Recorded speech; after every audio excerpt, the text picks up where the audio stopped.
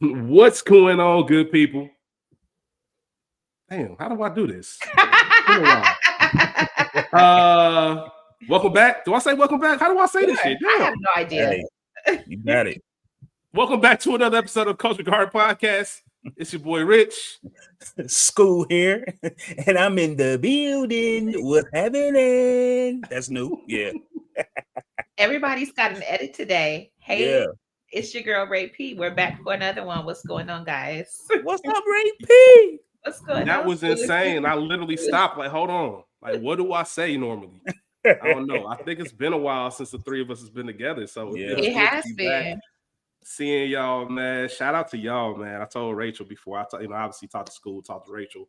Me and Rachel have been doing. We got y'all. Yeah. I have a couple comments I want to read about that here shortly. Oh, okay. But if you haven't been listening, check out We Got Y'all. We just wrapped up Reasonable Doubt, Yes. season I have a 3. post in my drafts. Fuck. Okay, sorry.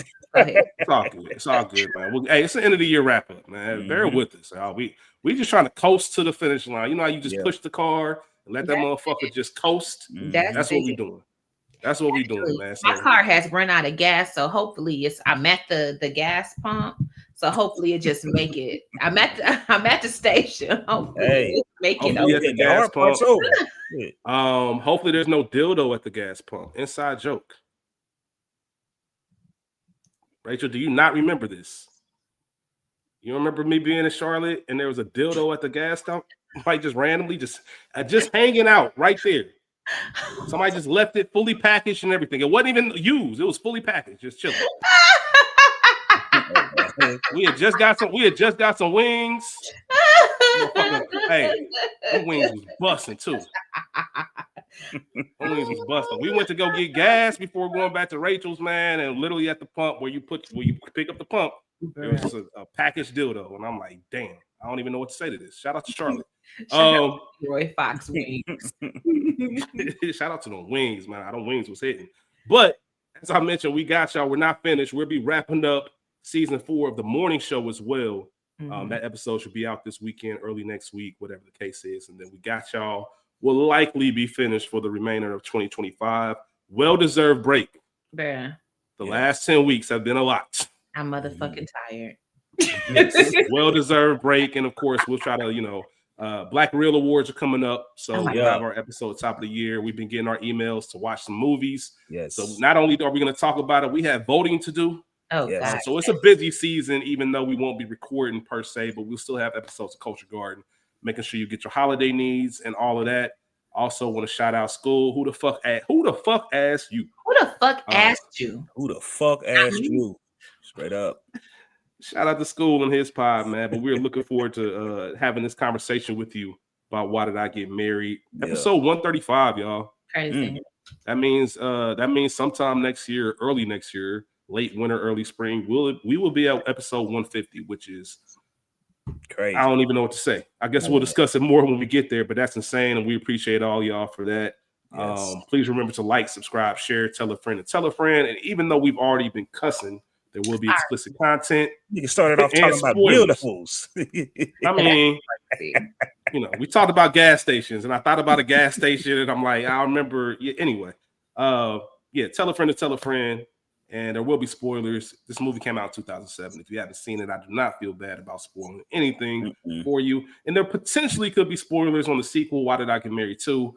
In contention, well, we'll talk about it. The synopsis. The big screen adaptation of Perry's stage play about the trials of marriage and what happens to one's family when a sexy young temptress arrives on the scene. I'll be real with y'all. This idea to discuss Why Did I Get Married was probably pitched a month ago. But as I mentioned, it's been so hectic. And as Rachel said, niggas is tired that we haven't really gotten around to recording it until now. So I'm not even 100% sure whose pick this was. I'm pretty sure it's Rachel's. Sure. This is your pick? I have no idea. I know we talked about a movie for all of us to do. And I don't know. Maybe it was. Probably. It's been a while. Either way, I'm not even going to ask why this movie, but why not this movie? It's actually surprising that we're 134 episodes prior to this. We haven't discussed this because it is one of those staples. especially for us being adults when this movie came out. It's not like we were kids. It's not like a soul food or thin line between love and hate, where we kind of learn to understand it as we get older. We were, I ain't gonna say we were grown, but we were adults when this movie came out, and it was fascinating then, even more fascinating now. What's really fascinating is when I heard them say that they were 36, and I'm looking at my life being 38, like, yo, I remember looking at these niggas like adults, and now I'm 2 years older than what they were in this film, and shit's wild, man. Shit is wild. Get into some stats real quick. The film was released in theaters October 12th of 2007, directed and written by Tyler Perry, had a budget of an estimated $15 million, and it made $55.8 million worldwide. Box office killer. Box office killer, man. We said it before. We've done Tyler Perry movies. Say what you want about the man. He knows his audience, and they're going to come out, support, and crush that budget. Yes. There are no variety articles about it's not making his money back. No, none of that. Tyler Perry's going to work with that budget, and then he's going to go above and beyond. So shout out to him. $21.3 million to open the weekend. So it made his money back first weekend. Opened up at number 1 in the box office, which was a big deal. Top 5 was rounded out by The Game Plan, We Own the Night, Michael Clayton, and The Heartbreak Kid. It was in theaters for 9 weeks and was number 1 for only that first week. However, it was in the top 10 for 4 weeks and top 5 for 3 weeks. So once again, after its initial release, people still showed up and went to the movies. And if you want to watch it, you have to own it or rent it. Right now, you can rent it for $3.99 or buy it for $12.99 on any of your streaming or rent to home, whatever they call those apps, all that kind of stuff. As far as awards go, 1 BET Award nomination for Jill Scott, 4 NAACP nominations, including 1 win for Janet Jackson. She won for Best Supporting Actress. I'm actually surprised it was not nominated by our good people at the Black Reel Awards. Feels like it would have been a Black Reel nomination, especially because this movie had buzz, and it wasn't, especially for what we got from Tyler Perry at that point. This is before Daddy's Little Girl, if I'm not mistaken. So this might be the first non-Madea Tyler Perry film. Because Diary of a Mad Black Woman came out 2 years prior. So so I think people were surprised to kind of see him in this dramatic role. And School and myself recently were talking about it. Tyler Perry and Gone Girl was so fucking good. That I'm actually surprised. I know he has this thing where he likes to write and control the script, but if he really wanted to go in this dramatic bag, he really could do it. When I tell y'all he was really good in Gone Girl, like phenomenal. He was good in Gone Girl. I'm sorry, School. No, go ahead. He was good in Gone Girl. He was good in Black AF. That's one of your favorite episodes. That is your favorite episode. It is, right? It is. He was good in something else that he was just in. Alex Cross. No, the movie about the end of the world. Well, he was a new actor. I'm not sure. Not This Is It, or This Is the End, but it was something recent. I know he wasn't in that. No, recent years. It's gonna come to me later. But he was good in W. He played Colin Powell in W, if I'm not mistaken. He was. Wasn't his best performance, but it definitely wasn't bad for what he had to do. I'm looking up the movie that you're speaking of. This is all. Damn, I forgot he was in W. That's a good ass movie. W is a good ass movie. I will give you that. What was it? Don't Look Up. Don't Look Up. Okay. Yeah. All right. Shout out to Tyler Perry, man. Once again, we know there's a love-hate relationship, but we always want to show love to Tyler. He plays Terry in this film as we get into the cast. Sharon Leal as Diane. Janet Jackson as Patricia. Perfect Patty. Patty messed up. Perfect Patty messed up. I know that he originally wanted her to be in Medea's Family Reunion. I believe Angela Bassett's in. I don't know if she's in Meet the Browns or she's in Meet the Browns. Who's in the Family Reunion? That's with Blair Underwood, ain't it? Yeah, Blair Underwood. I need that money. That's Raji. Nah, she's in I Can Do Bad All By Myself. Yeah. And what did you call her? Ooh, don't matter. Nigga, you knew who I meant. Shit. I gotta fuck with you every time you mess up someone's name, and that's just funny to me. Either way, he wasn't able to work with her in that movie, so he got her for this one. Malik Yoba is Gavin. Jill Scott, the incomparable. Oh, legend. Amazing Jill Scott. I always find, like, I always chuckle a little bit that part of the premise of this movie is them trying to act like Jill Scott ain't fine. Right. Just get the fuck out of here. Mm-hmm. Get the fuck out of here. Stop playing with me. Sheila, Jill Scott, both of them raw. Richard T. Jones is Mike. Tasha Smith is Angela. Michael J. White is Marcus. Denise Boots as Trina. It's funny because in French you pronounce it boot. In English, you pronounce it booty. So anyway, she played Trina. Lamont Rucker is Troy. And shout out to Keisha Sharp. She played Terry's assistant that worked at the office with him. I'm only shouting her out because every time I see her, I think of Pootie Tang. Yep. I think of her that in the elevator. Yeah, girlfriends, Pootie Tang, all types of stuff. She's been in a lot. But shout out to her. Rachel? Yes. I'm going to ask you first. Classic or not? For what it is, I'm going to have to low-key say yes. I have to low-key say yes because not Tyler, but Why Did I Get Married? It's low-key top 5 TP film. Oh, yeah. So I think that's it's top 3 in my opinion. Yeah, I gotta do it. It has good rewatchability. For the most part, I will say maybe it's a little bit too long. Of course, a few unnecessary scenes, but it's a classic. Who hasn't seen Why Did I Get Married? Facts. 2 hours, and I think hour 40 is a sweet spot for this movie. Yeah. Mm-hmm. You get it at an hour 40, I think that you really in the money. School, what about you? Classic or not? Definitely a classic. And I would say the internet agrees, man. We've seen so many memes, and you've never seen this movie. You've definitely seen the famous dinner table scene. Mm-hmm. So for that alone, classic. Yeah. Boom. Which has inspired other dinner table. Anytime I see a dinner table like blow up, I think of Why Did I Get Married? Yep. I think about Power Book 2. With Ghost. There was a famous the Tejada dinner where Diane, ironically, her name was Diane. She blew up everything, Monet and all that. When she told Zeke, that's not your mother, Zeke. That's not your auntie. Either way, I thought of Why Did I Get Married? Because that's where I first saw a big blow up like this, and it's still infamous. And as Rachel said, this is 18 years later. Yep, you can still watch this movie and it holds up perfectly fine. I'm not falling asleep. You can watch it and pay attention to it, and you can have it on in the background, and they both work very well. Yep. So I'm going to call it a classic as well. Is it Tyler Perry's best film? I know you said top 5, Rachel, but can we say that it is his best film that he's directed or written?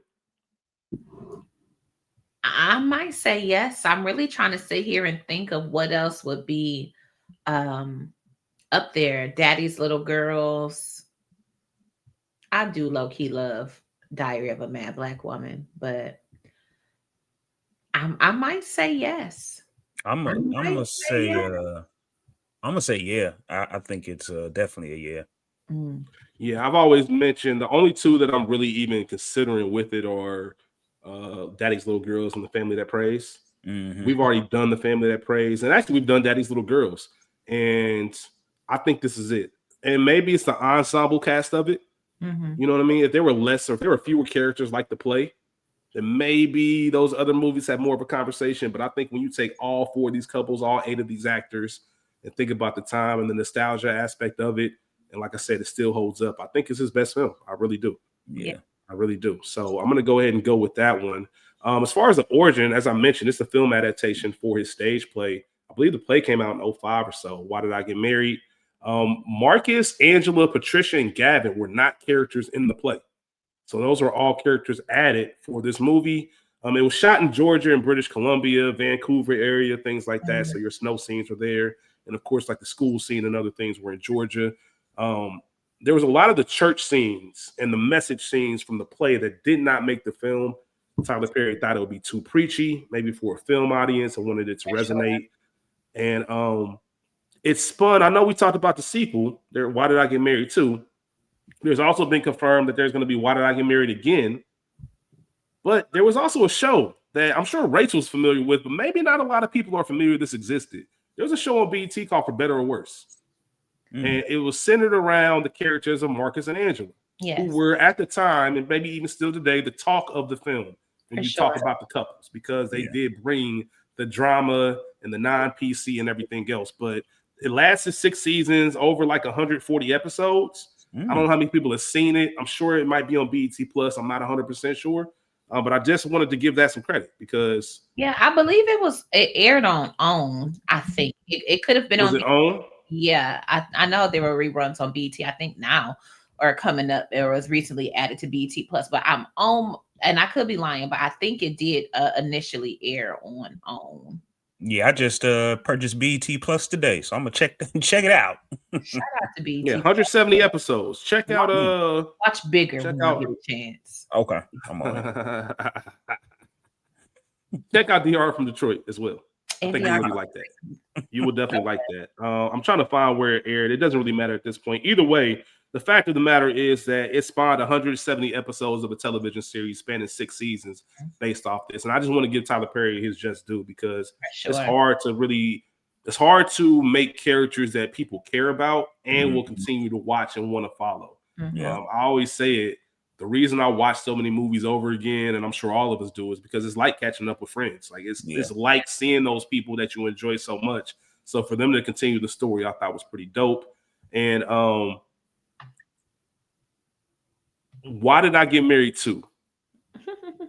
When's the last time either one of y'all watched it? It's been probably a year or so. It's been a minute. Sooner. Okay, so I watched it maybe 2-3 years ago. And it's one of those movies where I remember watching it and saying, this movie sucks. Oh, God. But then as I was watching this, I wanted to watch it again. Even though in my brain, I've told myself it's not good, I can't remember why it's not good. You know what I mean? I don't know what it was about the movie that made me say, I don't like this. Because all I'm thinking about is them getting to that resort and seeing each other again. And I'm like, it should have been good, right? I don't know what it was. Maybe I was just in the mood when I watched it. And I need to check it out again, but I probably will check it out this week. I remember specifically why I didn't fuck with it. What was it? It was the end of the movie. Oh, hold that thought. Hold that thought. I got a question for y'all. Hold that thought, because I got a question for y'all. And we'll kind of roll right into it right now. But is Mike the worst Tyler Perry villain? Like, is he above Charles? Like, Charles is the OG. He's the standard. But is Mike worse than him? Damn, that's a good question. Sleeping with my best friend. Okay. Who else is in? I'm trying to think of all of these movies. You got... All right, so you got that character in I Can Do, excuse me, not I Can Do All Bad All By Myself, but I Can Do Bad All By Myself. Diary of a Mad Black Man. So you got Charles. I'm not gonna remember all of these people's names, but I'm just gonna tell you the movies. You got Blair Underwood's character in Family Reunion. Obviously, Mike. You got Michael Ealy in For Color Girls, which I'm not even counting him because that's not a Tyler Perry concept. I mean, I'm not counting him, so we can take him out. You have homie from I Can Do Bad All By Myself. Actor Brian White. Yes. That's his twin. And then you have, if you want to count him, he's a minor character and I don't think he win, but my dude that I always laugh about, the thug in Daddy's Little Girls. Oh, Daddy's Little Girls. Franklin Town, nigga. Shout out to Pride, man. Hey, great Culture Garden episode, by the way. Shout out to Pride, really man. Good. Check out Pride if you haven't already. Yeah. I'll give you my thoughts real quick. Okay. I think Charles is the most evil. I think Mike is the meanest. Like, Mike was just unnecessarily mean. Yeah, I think I'm gonna have to agree with that, because to your, well, I'm a semi-agree with that. To your point, we didn't actually see Charles be mean other than putting what's her face out at the top of the movie, and then the nigga dragged her across the floor. My goodness, what the fuck? Yeah, crazy. He was handicapped. You know what I'm saying? So we watched primarily her beat ass. Like, yeah, he was Mhm. mean, but we didn't get the bulk of his villainousness, you know. Mhm. Then to your point, Blair Underwood, we watched him knock homegirl's head between the walls. Mhm. So I I forgot don't about that. know. Sticks and That's stones fair. hurt like Hey, a motherfucker too now. I don't know. Mhm. what about That's fair. I forgot about that. That's a great point. But what about Sanaa? so now, Good Son's a call, Stu. Cartwright. It's just a Yeah, Cartwright. my son's Nigga. Cartwright. Hey man, she's definitely up there. She's in the power rankings. Yeah, I I think don't know she what got her. number, but I she's in the think she power got the rankings. worst ending of it all. Like she got the best revenge, but I don't know if she's definitely up there too. But I don't know. I think I'm gonna go with Mike, man, because Mike was just wrong, bro. Like to damn bring it. this woman, because it makes me think: did he bring her into Sheila's life, or did Sheila meet her and then it just happened, or I did he? feel like Sheila met her and Okay, introduced her to even with Hate that, Real, like Not You Hate Lames. it's Either an way, extra somebody else. room. Let's bring her. Then you sneaking off, like, bruh. It's 7 other people in here, 6. Like, Yeah, you know somebody gonna see you, bruh. Like, come on. yeah. And School, He- you really just brought something to my mind because I can't say that Sanaa, I can't think of her name, Yeah. got the worst end result from the Yeah. karma because I'm gonna have to give it to Judith in Confessions Mm, of a Marriage Counselor. She got mhm. her ass kicked and AIDS. yeah, that's a great point. Yeah. I can be poor. Yeah. I Yeah. got beat up and healed Yeah. Yeah. Yeah, Yeah. that one. That's a Yeah, L. that's a and lost big my L. husband and he prospering. Mm-hmm. No. Yeah. Andrea had it bad. Like you said, yeah, all the perks are gone, but Yeah. we mentioned it before. I can go back to nothing. Like I Yeah. wouldn't want to, but I can go back. And my But mama damn, gonna be a millionaire, so it's some money for Yeah. me Yeah. That's true. somewhere. I might have to work for it. I gotta redeem myself, but I know it's gonna be all right. Yeah. I think Everything else, man, that you might be right. She might be the worst off. Yep. Because even Charles and all that, once again, I lose my riches, but health is wealth. And Yep. fucked ain't up. no walking with Fucked a up. limp for eternity. Mm-hmm. Mm-hmm. A limp, HIV, no husband, no business. Like, Tyler Perry need his ass whipped for real, man. Come Tyler on, Perry be going over the top. just Hey. Tyler Perry Judith.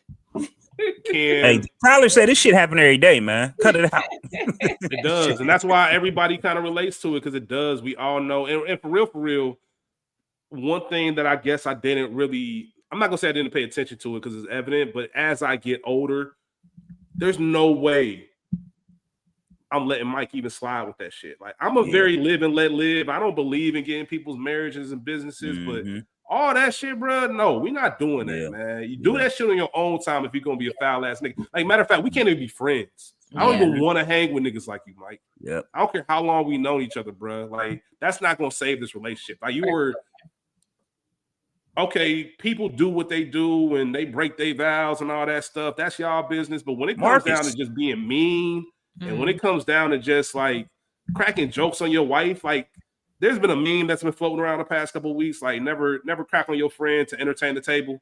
Like, you know what I mean? And this is your wife. This is who you committed your life to. And anytime you get a chance, you telling everybody how fat she is. I'm telling her big ass to work out. Like, bro, chill, bro. That's your wife. Like, and as a man, as grown men, Yeah. like maybe you chuckle about that shit, like, oh, this nigga crazy at 25. But when you about to reach 40, hey, bro, chill on that, man. I ain't even trying to be around no nigga that's on that. And y'all been watching and listening to him do this for almost. Yeah, like y'all low key. Yeah, I got smoke for y'all too. I don't really fuck with none of y'all. Yeah, that's some real shit. And I don't know if I ever felt like that until like my past few watches as I'm getting older as a man. It's like, yo, y'all foul, bro. Like, yeah, that ain't even cool. And Sheila ain't done shit to nobody. It's always the people that is cool. And it doesn't, I'm not justifying it if Sheila was rude and all this. I'm not saying it's right, but she's a sweetheart. Yeah. She's a sweetheart, bro. Like, what you doing? Either let her out, like, bro, divorce her, bro. Let her be. Yeah. Let her And find her happiness. there's no justification in anything you're saying. But again, I don't think they, and correct me if I'm wrong, I don't feel they do a good job of letting you know when they kind of fell off, because at some point they had to be in love. You know what I mean? So when did this start? College. That's a When great did point, he School. start like Mhm. really getting on that? Is that new for them? Like for them to even witness that, where they like, yo, you tripping? Or Because they almost make it seem like without any kind of background knowledge, you would almost believe that Sheila proposed to him. yeah. Hmm. Mhm.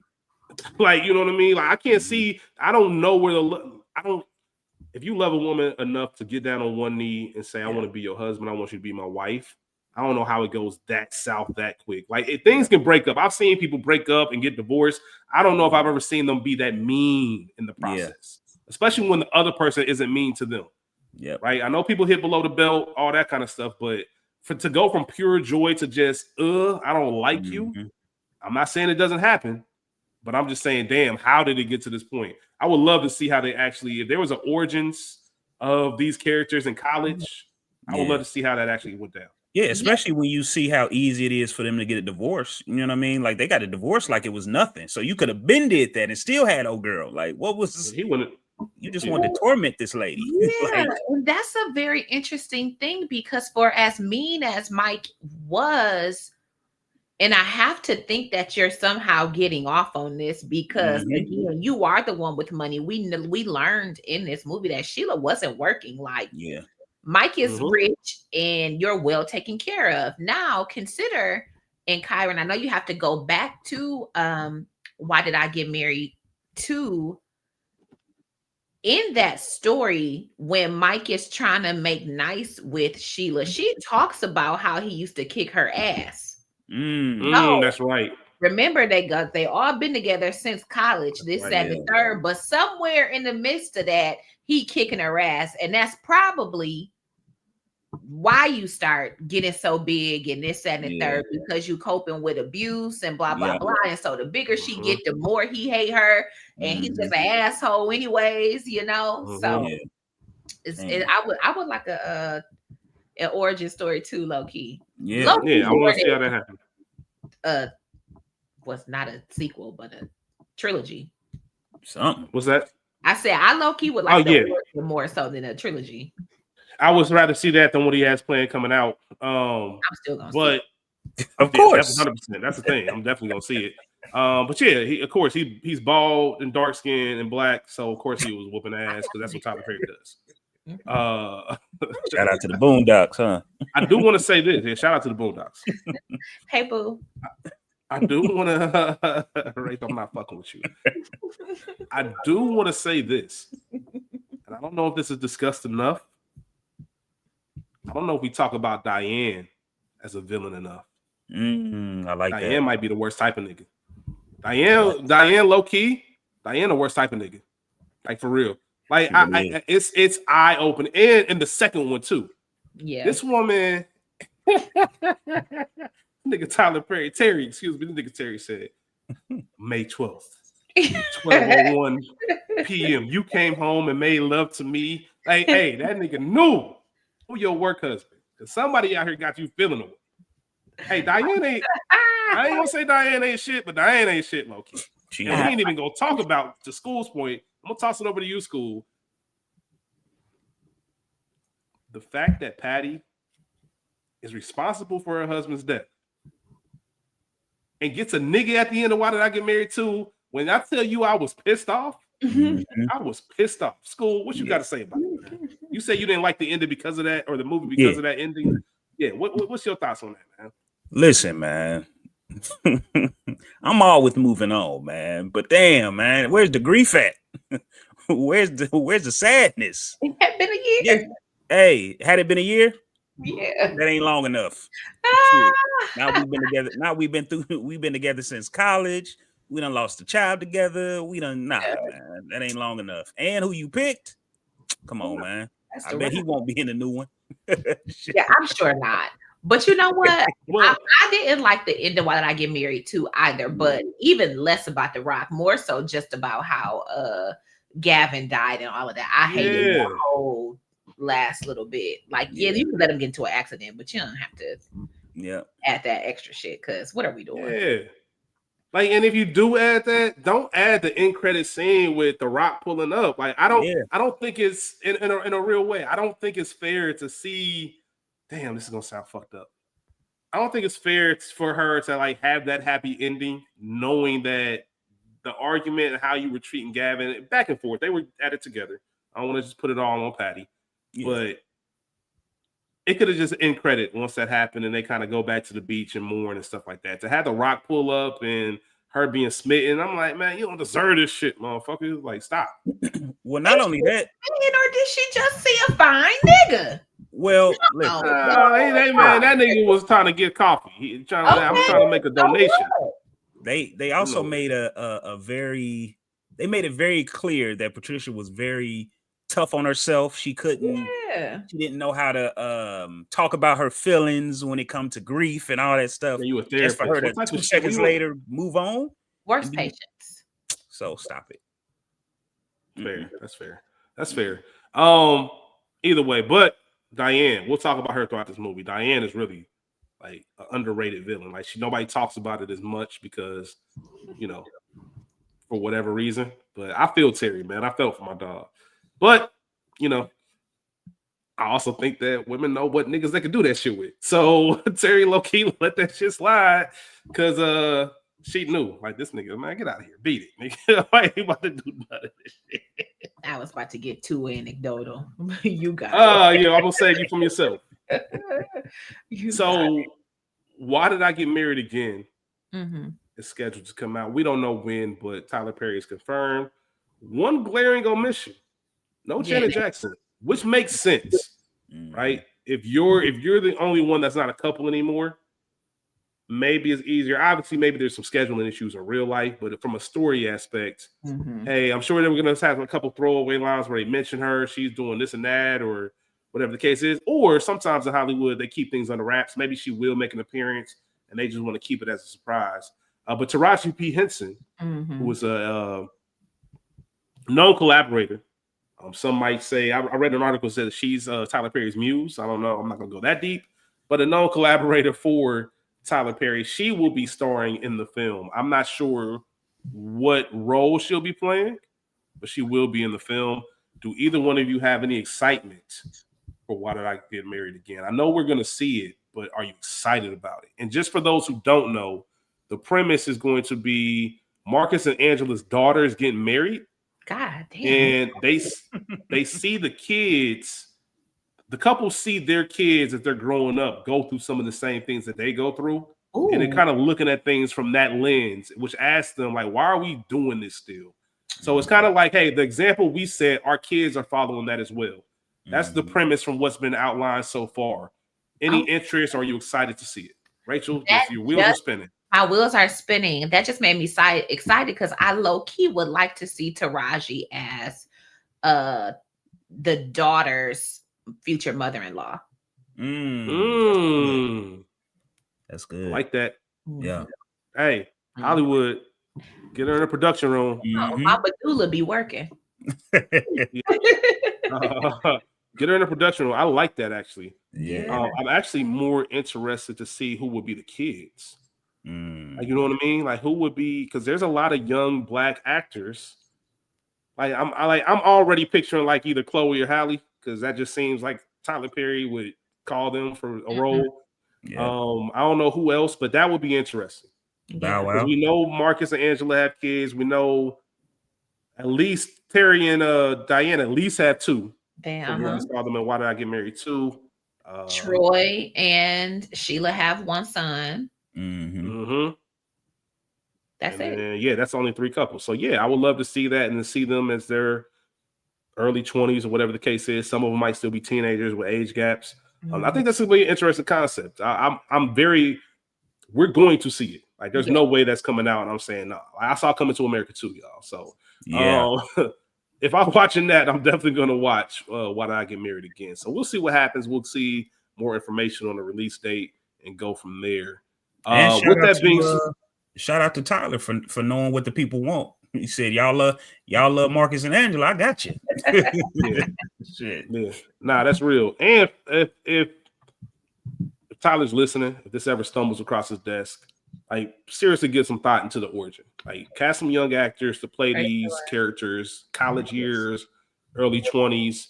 We would love to see how these love stories started. Right. And if these characters have always been them, because we know people change over time. Yeah, absolutely. Yeah. And kind of the development, because especially Sheila and Mike, because there's no way I'm asking a woman to be my wife and then treating her like that. Yeah. I might not fuck with you, but I don't know if I'm ever gonna be that mean. I'm always gonna have some sort of love. Yeah. I would imagine. You say that now. You never like I said, I'd imagine. I'm definitely I'm definitely on my high horse, right? Sure. Bird's eye view, and I'm saying, it's always easy to say what I would have done, should have done, but I just couldn't see Sheila doing anything that bad to where I'm saying you look like the cow that jumped over the moon. Like, what the fuck? Come on, that shit's unnecessary. Probably did not, but you don't know what it's like to hate a motherfucker. That's a very good point. Working it out.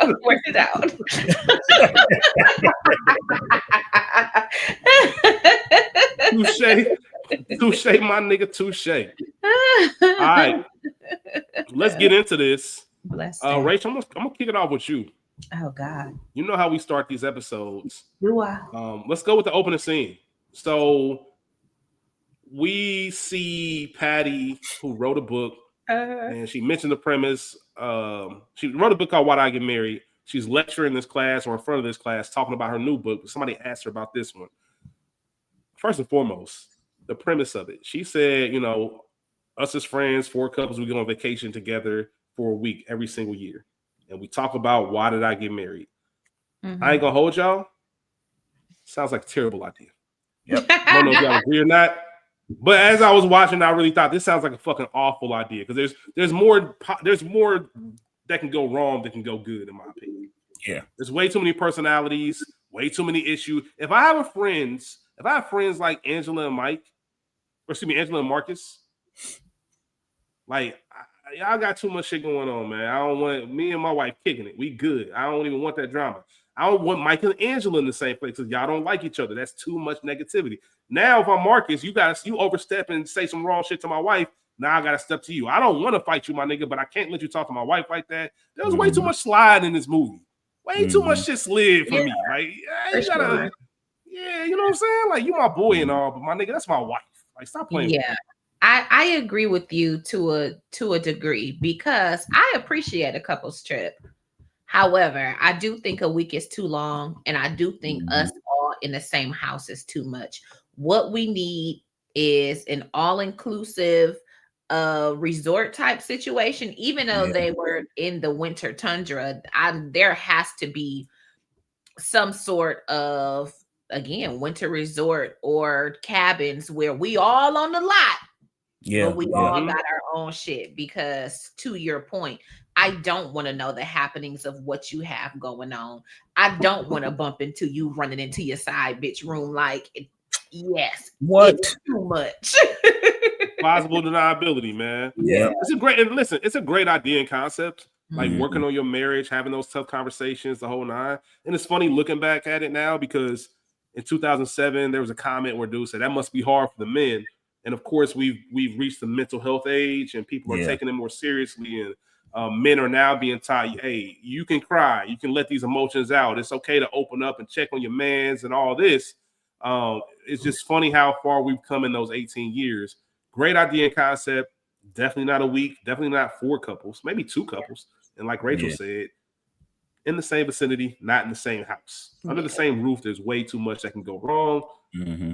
I'm cool on all that, but I love the idea. Maybe even a weekend retreat. That'd be perfect. You might, in that same dwelling, you might could get 3 nights up out of me. Mm-hmm. Yeah, like and everything be cool. Have a good time. And I would think if you writing a book, if you Patricia and you writing a book, you would even do a couple, maybe 2 couples, maybe 1 couple at a time or something, so you can really observe them. But how you can't observe everybody? You know what I'm saying? Like. There's no way. Yeah, nah, it's too much. And you got your own stuff you're trying to work out too. Yes. Yeah. You know what I mean? So it's a lot. I mean, I do think there is a time for work and for reflection. And It's hard to do both at the same time. So we meet all these couples for the first time. As Patricia is talking to the group of students, she's talking about these names, and we get to a flashback, or not a flashback, but a breakaway scene of them. The first one is going to be Terry and Diane. We see them driving. We see Diane busy with calls, working on vacation. Terry wants some quality time. Once again, Diane really ain't shit, but it is what it is. We see Mike and Sheila, and I don't even know what to say about this, because it's so far-fetched that it's funny. Like, it's so, I'm not saying these niggas don't exist. I know they do. I know they do.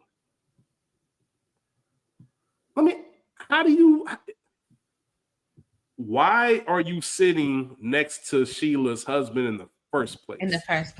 Yeah. Why are you inviting this single woman on a couples retreat that you've been doing for years with your friend? Yep. It makes no sense. Nah. Yeah. Mike, it's like she wasn't even trying to hide it. Because if you know what I mean, she should have been like, man, go sit with your wife. Like, come on. At least on the plane, go sit with your wife, fool. Like, and I would, you're 100% right.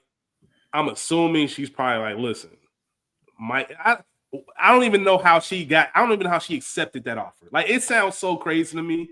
If you know that you're sleeping with this woman's husband, and you about to spend a week with them under the same roof, like, that just doesn't make any sense to me. That's insane. And we're not, besides that scenario, just the meanness of Mike. Yeah, like, that would be a fucking turn off. Right? Like, it doesn't even make sense. And Troy mentioned this later on, but they're kicking your wife off the plane. For one, my wife ain't going fucking nowhere. Right? Let's get that out the way right now, bruh. Like, my wife ain't going nowhere. I don't care what you got to do. For two, I'm not giving you gas money and say, "Ooh, why don't you drive?" "Ooh, yeah, drive." You know, sing your church songs and all that stuff that you like to do. Like, I'm not playing in your face like that. And we got to remember, we see this is fucked up. We see little cutaway scenes of Sheila driving through Kansas, entering Kansas, and they're like, "Where the fuck did you drive from?" Somewhere on the East Coast, of course, but you drove all the way to Colorado in the car. Like, Mike, you need your ass whooped 11 times, bro. Every time I see you, bro, I'm slapping. For sure. It's just no way that will fly with my friend group. And just even ask to slide. Yeah, I want to sit on this plane with my man, but I cannot let you do that. Like, come on, dog. If nothing else, we know that Mike is rich. Why you couldn't just buy another ticket? Or, you know what? One of us will take a later flight. Play it however you can, versus making her drive through the ice, wind, and rain, through the mountains and the valleys and tundra and whatnot. Like, it just makes absolutely no point. I mean, no sense. The cruelness is the point, and that shit is crazy. It's just no way that I would even feel comfortable knowing that you're doing that. Y'all know I drive from North Carolina to Ohio all the time. And if a nigga that I'm entertaining don't check on me, I'm talking to you no more. Are you fucking crazy? Yeah. That's some real shit, man. And it's not even the fact, as bad as it is, that you're making her drive. At that breakfast scene, they're asking you, "Hey, Sheila, Mike, have you called Sheila and asked how she doing?" No. And he didn't even say no, like, I forgot. He said it like, nigga, why would I? Why would I? Ain't no fucking way. And even old girl talking about some Sheila be all right. And you ain't checked neither, friend. Friend. Right. Yeah. And that's another thing I like, because they her real friends. Like, there's no way you her friend. And interesting dynamic. When you are the original friends, it's always that little, it's not always as seamless when the new friend comes into play, right? Eventually things might work themselves out. There's always might be a little, like, especially if you don't know them, right? And it sounds like they didn't even hear mention of her. It's one thing if, you know, I done talked to my homegirl, I done talked to my homeboy, they done mention X, Y, and Z. I'm going to hoop with such and such. I'm going to go eat with such and such. All right, cool. Now I know this name. All right, bet. Next time we link up, looking forward to meeting them. That's one thing. But if you got a friend that comes with your friend's husband and you ain't never heard of this friend, Ain't no hell way. no. Ain't You ain't no even way. get in the house, low key. Even Angela was like, nigga, you coming off some money or something, bro. Yeah. Because what are you Straight doing up. Just the principle. I don't even need the bread. Just our principle. Because who the fuck are you and why are you here? Yeah. Straight up. And Mike just adding fuel to the fire on some, obviously she gets kicked out for the seat. I've been telling her big ass lose weight for you. Like, bro, that's so unnecessary. Why are you doing that? Like, it's ridiculous. It's just no reason to treat your wife like that. And then again, shout out to the girls because they are the ones defending, and the guys, they ain't saying shit. Like, y'all are low-key cowards. That would be a turn off for me, and that would have to be a conversation that me and my husband are having, because it's not that's just how Mike is. You don't have anything to say. These are kind of niggas you be around. This what you like. I don't care how cool we are. The shit is fucking weird and it's lame. And I ain't fucking with no one. You're saying if you are like the wife of Gavin, Terry, you're the one going to them like, hey, you a fucking lame for even letting this shit slide. Yeah. I feel that. Because I said it at the beginning. I couldn't even be friends with you, Mike. There's no way I can even stand for that and pretend like everything cool. One thing, like I said, your business is your business, but this is just some foul shit. And Rachel, you said it perfectly. Who you hang with is a representation of you. For sure. Yeah. You know what I mean? Your man's. That's your man's, ain't it? That's your man's. Your man's did that shit, right? Yep. That's like that. There's a famous clip that me in school always watch, man.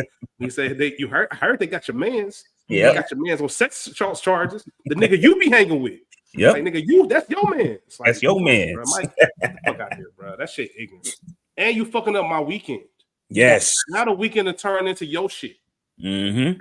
Oh, man, Mike is a fool. Going back to meeting these characters, nigga tossed her some gas money and said, I'll see you when I see you. Hey, this nigga, hey, Tyler Perry did his ass for writing this character like this. We got Marcus and Angela, of course, they're fighting on the train. The most for lack of better terms, entertaining couple, the most toxic couple, as words would be used today. Baby mama, wife issues. We kind of get a look into what they got going on. And then we see cracks in the foundation with Gavin and Patty. As they mentioned, how's your marriage holding up? And we first get a mention of there's some kind of tragedy or loss. We don't know exactly what it is, but we know something happened. And when they asked how the marriage holding up, she tossed it to Gavin, and Gavin said, hey, man, we about to be late. That's not an answer. Right. Hey, if I get married, if somebody asks my wife how y'all marriage doing, she's like, we about to be late for our plan. Yeah, I'm gonna holler at y'all later. Nah, that's a cracks in the foundation. So we get all these characters, and then the next scene I have is the rivals at the cabin. Yep. There's a lot of stuff going on in this like 20-minute stretch. Yeah. So we got Diane sleep. We got Terry answering the phone. And Rachel, I want to ask you this specifically. If you are, whatever you do for work, right? Not you personally, but it doesn't matter. I know Diane's an attorney, but no matter what your profession is, if you're busy and your job is important, and your husband tells your assistant not to call you for a week, are you upset at him? Or are you going to be like, you know what? He looking out. So here's why this doesn't work for me in my life. Because I'm busy and my job is important. But when I'm on vacation, I have a work phone. My work phone is sitting right here on this desk in my office. It does not come with me. So it would be no reason for said assistant to call me about this bullshit because I don't care. It's nothing I can do. Yeah, I'm gone. I'm a big believer. I ain't working on vacation. I have coverage. Cover it. Yeah. And I think the most important part of that was she's a partner now. Like, so that means you're definitely somebody that when I say I can't do this or I'm not going to be available, like motherfuckers believe you and they will not call you if you tell them that. Like, so. And that's on Diane to set that. Hey, listen, I'm about to go on vacation with my husband. I'm not going to be accessible. Yeah, we all have work jobs and we've all taken PTO and we know what it's like to send that out of office message. Listen, Yep. I'm gone. Like contact X, Y, and Z for any immediate assistance. That's it. I will return all other emails upon return. Yep. That's it. My shit goes. My auto office. I know I travel for work. My auto office when I'm traveling is limited access to email. When I'm gone, no access to email. I can't do anything for you.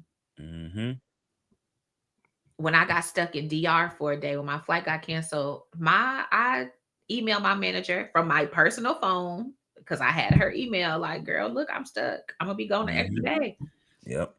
That's it. That's fucking it. Otherwise, asking me about any work issue, I don't have no answer for that. I can't even think. My brain turned off. Yeah. Can't do it. Now, I guess the only thing, if you're looking at it, and I'm sure this is why he wrote it this way, she mentioned she was defending a 16-year-old on trial as an adult for capital murder. And that's some shit that, okay, I can understand how that character would need to answer the phone, but even then, there's other people. We just did Reasonable Doubt. They got second chairs. They got other people.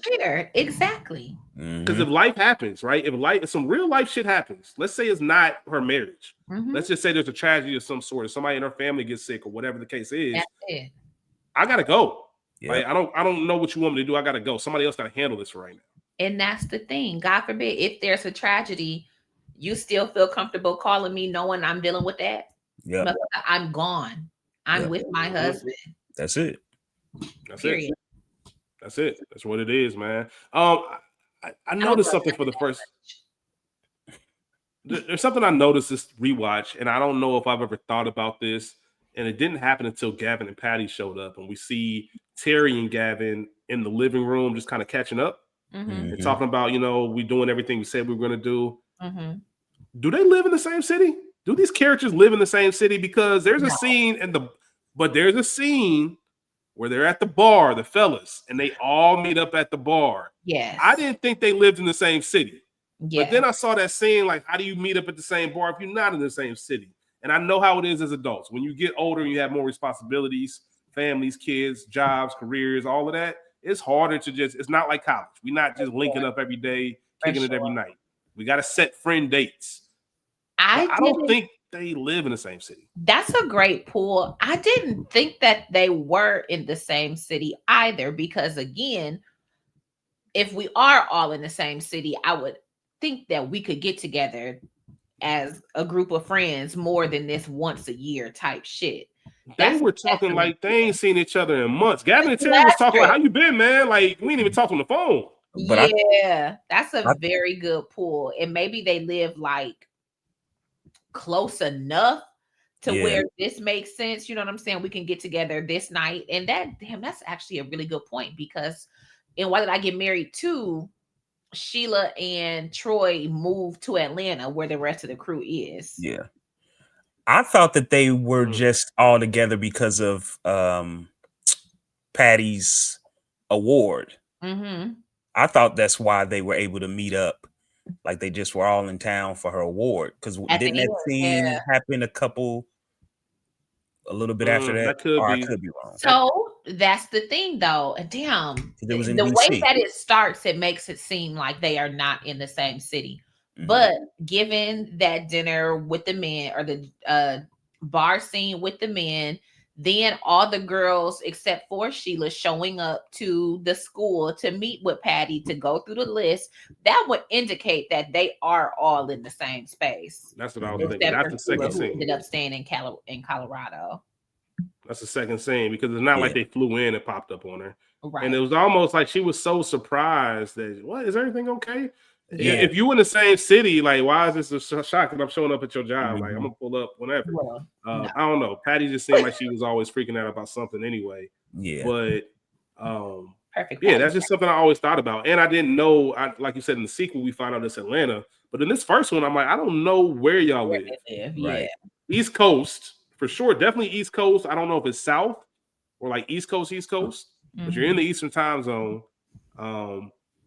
And yeah, I don't know. It's just always something that just dawned on me, because, like I said, Terry and Gavin weren't speaking like somebody who are in constant communication with their friends.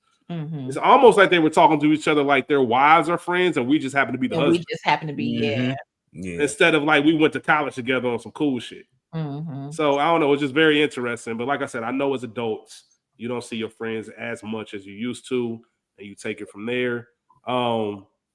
Successful Black folk, you gotta love that. For sure. Absolutely. Marcus asked Terry for a shot because he's burning. Benefit of having a friend who's a doctor. Yeah. Let me get my medical bag. Extremely. Everybody take their job too serious. Why are you? Nigga, you a pediatrician, man. That's like Stu. It's like Stu and Hangover. Nigga, you a dentist. Shut up. You ain't no real doctor. He said he's not a real doctor. He's a dentist. And if somebody passes out, you still need to call 911. Like, straight don't up. listen to this nigga. But on some real shit. I don't even know what to say to that. I can't even imagine. Shout out to having friends that you're that close with that you can be like, hey, man, I'm burning right now. And then that's too many questions. Like, hold on, did you do this? Did your wife do this? Like, what's going on? Mm-hmm. And obviously we'll get to the dinner scene when we find out. It's funny because even if I was in that situation and Rich was a doctor, I don't think you'd ask me that many questions. I don't think, what is it? Plausible? What is it? Plausible deniability. That's all. Yeah, I wouldn't. I'm like, all right, my nigga. Like, I don't need all that, bro. You might get one of those one and done. Yep. That's it. You better learn your lesson, bro. You better not ever come to me and ask me this shit again. You know what I'm saying? You might get one of them, but I don't know if I dig any deeper because I wouldn't want to know. Whatever bullshit you got going on, keep me out of it. Like straight up. Me and gossip more than women. Y'all niggas will want to know.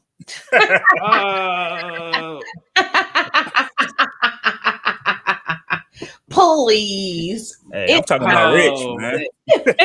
I don't know if I want to know his shit. Yeah, I wouldn't want to know because if he wasn't married, I probably would be asking questions. But now I'm like, all right, now you're doing some foul shit. Now it's all right. And I would know right away if it was his wife or not. Like, not your school in general, but any man. Because men will do the worst shit, but if they wife do one thing similar, crazy. Niggas is crushed. Niggas is crushed. They can't take it. They can't take it, man. We sensitive beings. Can't believe she did that to me. Do it again, girl. It was a good point in all seriousness to bring up sexual health, all that stuff, making sure people are being responsible. I can always appreciate. I remember when Insecure had first started, and there were fans that saying, "Hey, you having these sex scenes? We're not seeing any condom wrappers. We're not seeing X, Y, and Z." And they started implementing those things because the importance of protecting yourself and all that in the community is important. So I do appreciate that message. I know the movie didn't try to get too preachy or messagey, but that is something that is important to discuss. And then we have the doozy. Mike pulls up. Listen, the audacity of this shit it's so funny to me. The situation's not funny. I tell people all the time when they're uncomfortable and inappropriate situations, I will usually laugh, and I'm not laughing at what's going on. I'm laughing at the audacity of what's going on. Mike pulled up in this taxi with this other woman, fine woman too, and you tell everybody, you tell everybody that, oh yeah, where's Sheila? Oh, she drive. I told her to drive, man. No shame. Didn't care. Yeah, told her to drive, man. It is what it is. So Mike pulls up in this taxi, made Sheila drive. Shout out to Angela for knocking that luggage out of Marcus's hands. Because I feel that, like, don't pick up her shit. And for real, Terry, you can leave her shit in the snow too. If anybody picking her shit up, it should be Mike. Yeah, for sure. We're not helping. We don't even know you. I don't care. I'm a gentleman, but I ain't doing all that shit. The fellas have a moment to themselves, and Mike reveals that he's actually partaking in some sexual relations with Trina. Once again, Mike, the worst type of nigga, called his friends gay because they don't cheat. Grown ass man. Finds out his boys are faithful, loving husbands, and said, "Oh, y'all niggas gay." Crazy. You ain't gonna. And tells these niggas, "You got the legal right to get some if your wife ain't giving it up." Hey, he meant that shit. I know the Declaration of Independence. It's the Constitution. Stupid, man. Hey, man. I don't even know. Do y'all have any comment on that? I just it's just so over the No, top. it just all of it was crazy. But like I said, I know men like Mike who have never, ever, ever, ever, ever been faithful to a woman. Will never, and they see no issue with that. It just is what it is. And I'm not talking about no ethical non-monogamy neither. Like, have never ever been faithful. So I never understood why niggas just don't stay single. Yeah, it's a crazy world. It's lonely. I don't understand it. I don't get it. Yeah. But shout out, there are 100% men like Mike. That's not a fictional thing. 100%. So great pool there. And Shirley really drove across that country. She really did. She was trying to save her marriage. Yeah. I feel so bad for Sheila for a multitude of reasons. Like, one, you're probably fucking bored in that house. You're bored. You're miserable. Your husband don't like you, don't want you, don't want to talk to you. When he does, he's demeaning you. You sitting there getting bigger and bigger. That doesn't feel good. No matter how much self-esteem you may or may not have had at one point. Like, when you're looking at yourself, you don't like what you see. Your man don't like you, don't as a person, and don't like what he see. Like, it's traumatic, and probably all of those things are what allow her to keep Trina around, because here is this friend who, even if it's not genuine, and Sheila couldn't see it, to Angela's point later in the movie, you're affirming me in a way that I'm not getting really anywhere else. And then damn, back to them being in the same city. How y'all let this girl be in the same city as y'all and have never met this random friend? You know what I'm saying? Because they would have sniffed that bitch out before we even got to the mountains. So I just feel bad for my girl, because she ain't deserved to go out like that. And when you are unhappy, it causes you to miss quite a few things. And dare I say, in an abusive relationship. I mean, we didn't know that it was physical in this one, but definitely in Why Did I Get Married Too, Sheila said it. So yeah. And I think the saddest part about the whole situation was she was so used to Mike tearing her down that she started tearing herself down before he could. And that's a shitty feeling. That's a shitty feeling. Yeah. One thing I do appreciate, right before that scene where they're all talking about themselves, who the fuck do Trina think she is? I'm about to just come in on this trip, and you know what? Y'all got it. Y'all go ahead and cook everything up. I'm gonna chill with the fellas. Chill with Nigga, the fellas. you crazy? That's why you need an Angie. To Angela so much. Yeah, that's why you need her. Nah, you got to bring your ass in this kitchen where I can keep an eye on you. And you ain't about to come while we do all the work, and you just out here chilling. Like, you gotta pull your own weight. So it is what it is, man. So all of this stuff is crazy. But I want to go to the next scene, which is breakfast. Yes. The next scene that I have written down. Does anybody have anything down before we get to breakfast? I had opening, get into the house, Mike telling the guys about Trina, and then breakfast is my next scene too. Sheila and Troy. Okay, well, go ahead and take it over, Rachel. My bad. I didn't know if I know you mentioned notes. You didn't know what was in your notes, so I didn't know if you had anything written. So that's why I kind of took it over. But go ahead. Let's talk about the breakfast scene. Yeah. So as we already discussed, Sheila makes it up that mountaintop, and she has the Lord on her side because she had to hold her mule, but she could not quite make it. Talk about divine intervention. So she gets to the sheriff's office and meets Troy, this attractive Black man whose family actually owns the cabin that they're renting. He's the only person on duty, and we learn that trees are down and ain't no getting up to the house tonight, like it's Chop City. So Sheila has to stay at the jail, and I've never been arrested before, and you still have it, girl. Nobody has read no Miranda rights, and so this is the first time that Sheila is essentially being cared for by a man, and God knows how long. And even if something as little as offer me a place to stay is not little, because I ain't staying outside. I already done drove for a day or two, at least a day and a half, however long.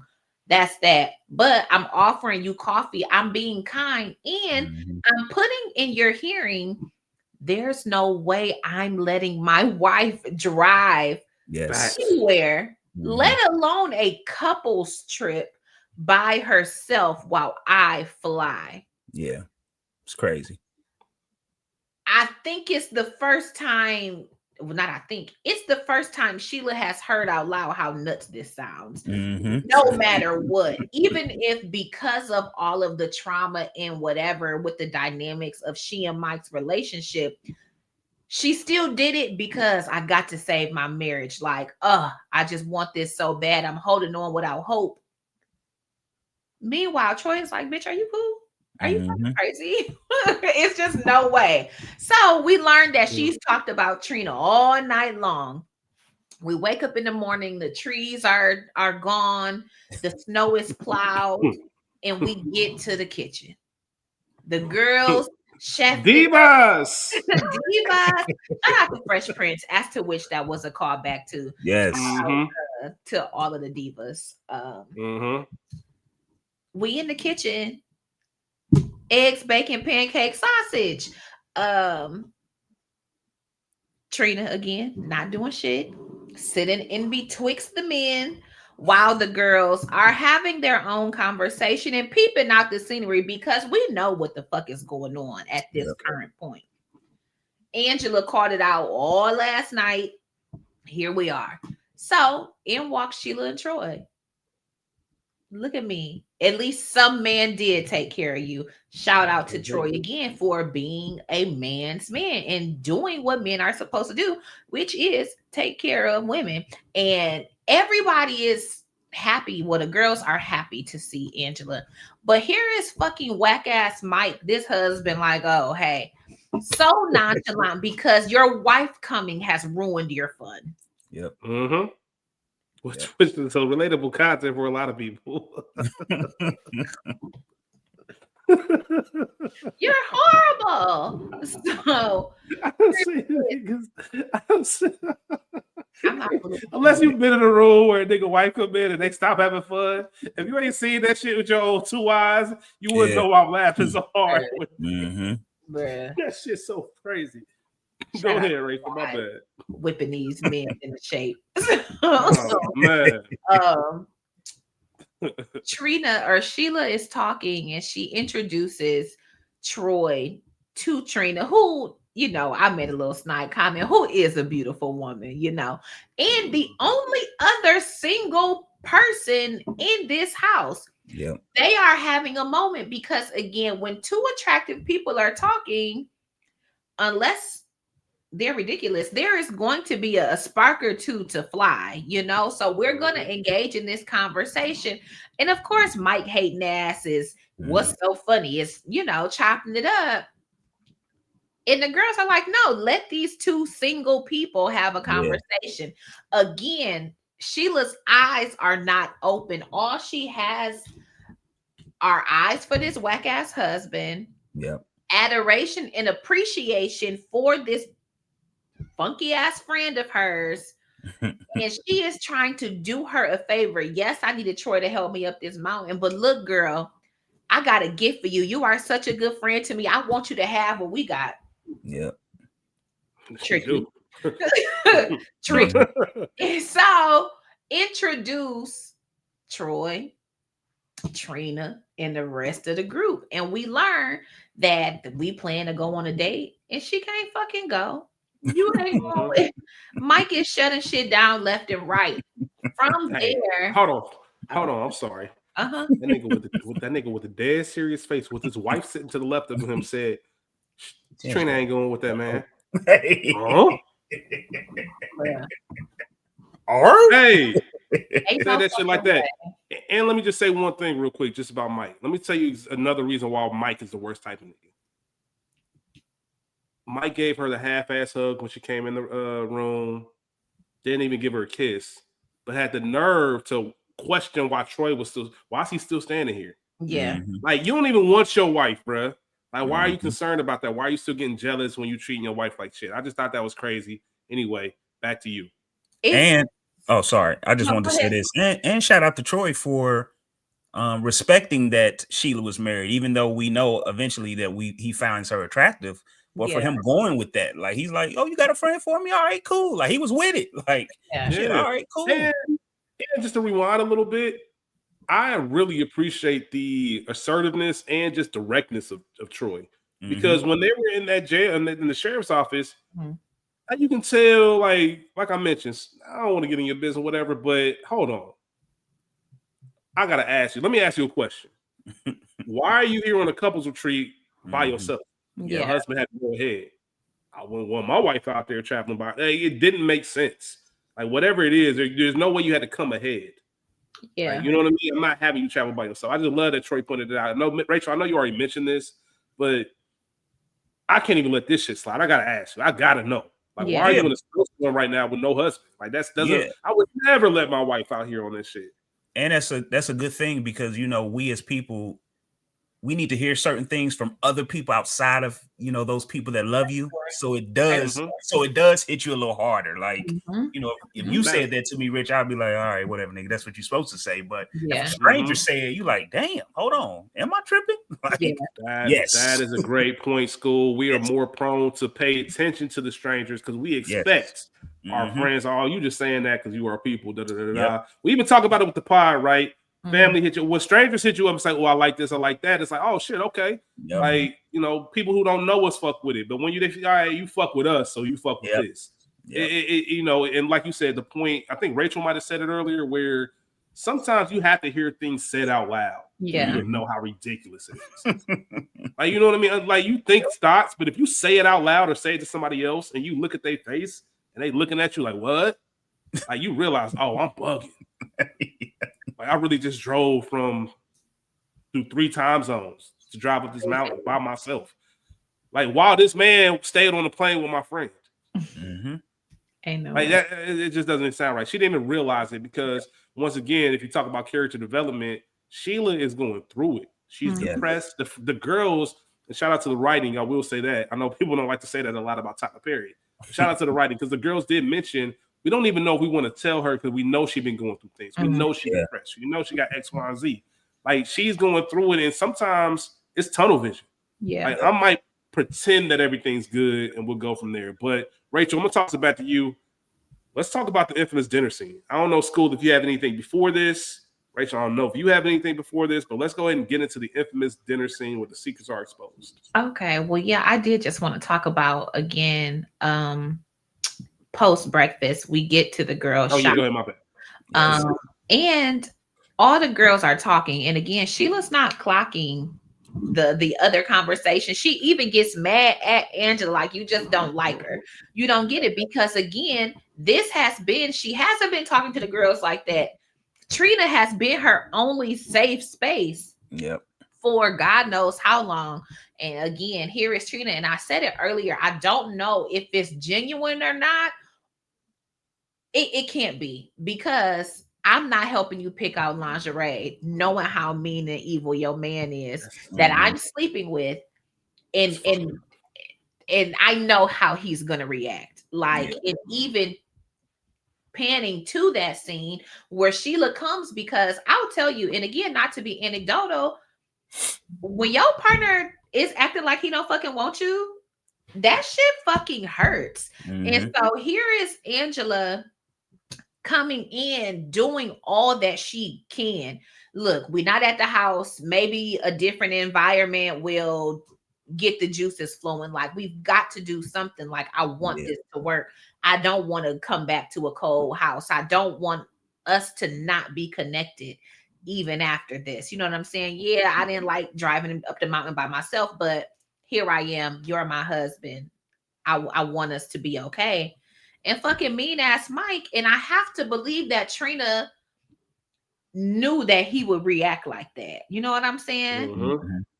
Trina crazy. Mike laughing. You weak because you knew that your bitch was trying to make a fool out of your wife. That shit is fucking crazy to me. It's insane. It is crazy. And just the despondency or despondentness, whichever the suffix is, that Sheila had at the end of that, because it is a hurtful thing. And you're watching, you done did all of this to try to save this whack ass marriage, and nothing is working. Nope. You ain't supposed to be They there. laughed at you.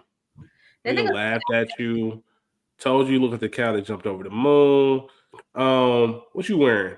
Trina picked this out. She said you like it. Trina lied. Like, bruh. fucking Like, way.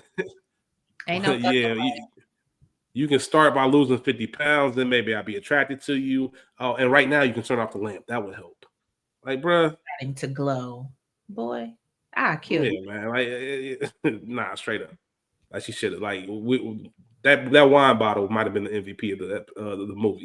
But yeah, and not only that, but also in that scene, we've been getting little sprinkles all throughout the movie. When anybody mentions kids to Gavin or to Patty, Yep. it's like, oh shit, my bad. Like, I ain't even mean to go there. You good? Is this okay? Mhm. So once again, we don't know, but we put the pieces together. Like, oh, they must have lost a child. We just don't get the details until when they, everybody leaves the trip. But I also thought that was something as well, and just Patty just trying to pretend like everything okay, which we all know strong friends. Some of you might be the strong friend, but it's okay to go ahead and just keep it real. Like, you got to be Absolutely. open, and that's what friends are for. That's what friends are for, really. And I don't like how you out here writing books and shit and like profiting off of our name, image, and likeness, but you don't have enough comfortability to come to us when you really going through shit. Like, sure. you know what I mean? Like, I want you to have a safe space in me if you are really having an issue or a struggle, because that's some real shit. And I understand it can be tricky. Some things you don't know how to navigate. It's hard to go to your friend and ask them, "Are you doing okay with this?" You want to let them bring that to you, but you can do other things to make sure they know that this is a safe space for whenever you are ready. If you are ever ready to talk about this, I'm here for you. Yeah. Patty wearing the mask that grins and lies. Patty had the biggest mask ever. That's some real shit. Yeah, I was gonna say that. I was gonna say I feel like Patty definitely had the mask on more than Gavin. It seems like Gavin at least began to work on some things. For sure. For sure. Patty for sure was just lost. Yeah, because even when we get to the scene later on, when he was like, which I'm sure if I ever studied this or anybody who's ever studied this, he mentioned like you're pretending like he never existed. Which once again, I know a lot of people try to shield her, and I'm sure there's a medical term for that, and kind of like blocking out that portion of your brain. But this is something this is a life that we created and we shared, and of course it was tragically taken. But we got to talk about this. Like, if I'm Gavin and I've never been married, nor have I ever had a child, but I couldn't imagine let's just pretend that little boy didn't exist. Like, that would be insane. But also tricky to navigate with the grief of it, especially if one part we all know it takes two people to have a conversation. For sure. And if it takes Patty 3 years, 4 years to talk about it, then that's what it is. You can only do what you can, suggest therapy, whatever, but that's tough. It's a rough situation to be in. So, all right, ready to talk about the dinner scene? Yeah. The infamous dinner scene. The scene of the film, the one everybody talks about, the one that still gets circulated on social media, that's memed up, the whole nine. Secrets are exposed at this dinner. We have 4 couples and a couple of single people. Yeah. Bow and a possible. I mentioned earlier how, this is kind of small talk, this, that, and the third. We see Troy and Trina just kind of kikiing it, giggling it up. Mike, it was so funny. Child over there talking about sharing with the table. Damn, Mike, let these single people. And remember, Angela's the one that saw Mike creep out in the middle of the night.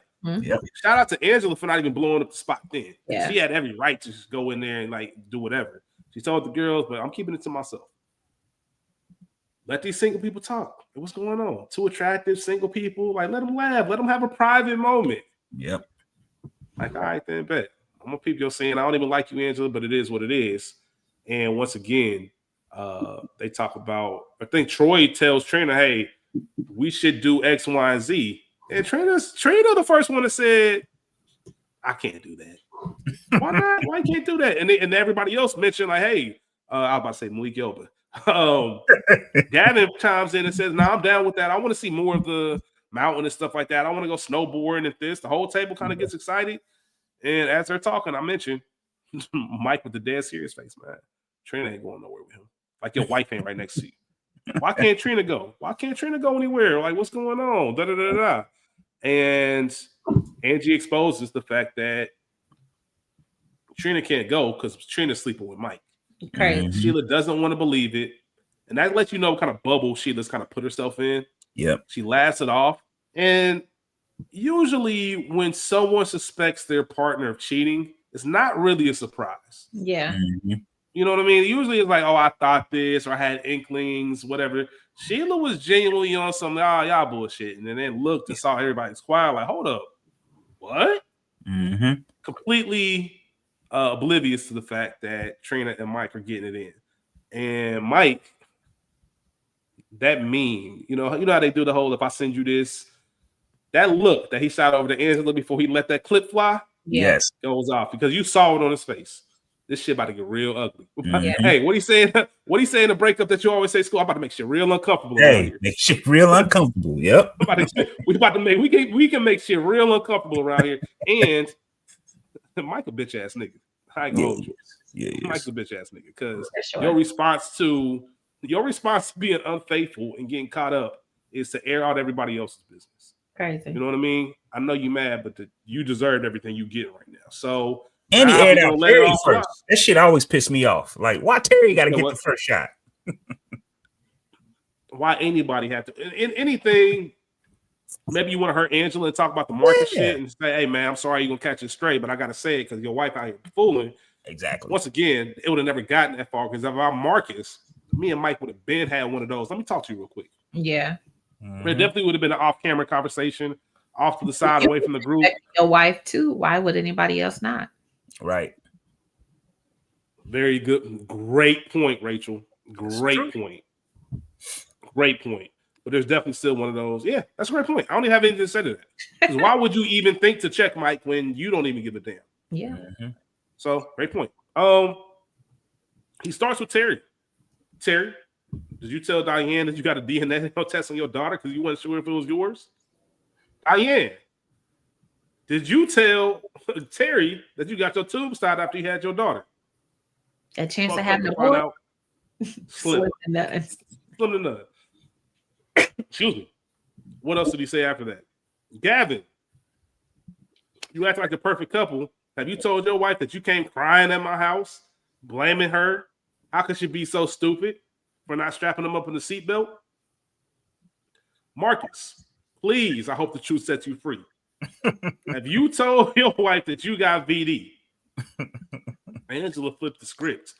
Marcus is on some, and I love this about Angela. Marcus is on some, we talk about this in private. Nah, y'all niggas been talking to private enough. Apparently. Like, everybody know this. Like, who'd you get it from? Mm-hmm. Keisha? Yeah, no, you didn't. I got it from Walter. What? I ain't gay. Nah, I slept with Walter. I got my shot. I was waiting on you to say something. Boom. One of the most classic moments in cinema history. For sure. Look, because not only it wasn't just the boom, it was the smirk and look around. Like, who else got some shit to say? Who else got some smoke? Who else wants some of Debo? What the fuck is going on? Yeah. Lower. Hey, she did not care. And then this nigga, of course, domestic violence never fun. She Marcus puts his hands around her neck. All hell breaks loose. I love how she just yelling, "Arrest him, Troy! He tried to kill me. You see that? Arrest him!" That's how it always is, man. Yeah. It's always some shit. And Sheila smashes that bottle over Mike's head after Mike says, "Hey, I ain't want you to find out like this, but it's over. We get a divorce." Nigga said, "I'll call. You can have the rental property. I'm gonna call Paco, put some bars up. I know it's a rough neighborhood." Fucking crazy. Not Paco. I'm gonna call Paco to put these bars up. Not Paco.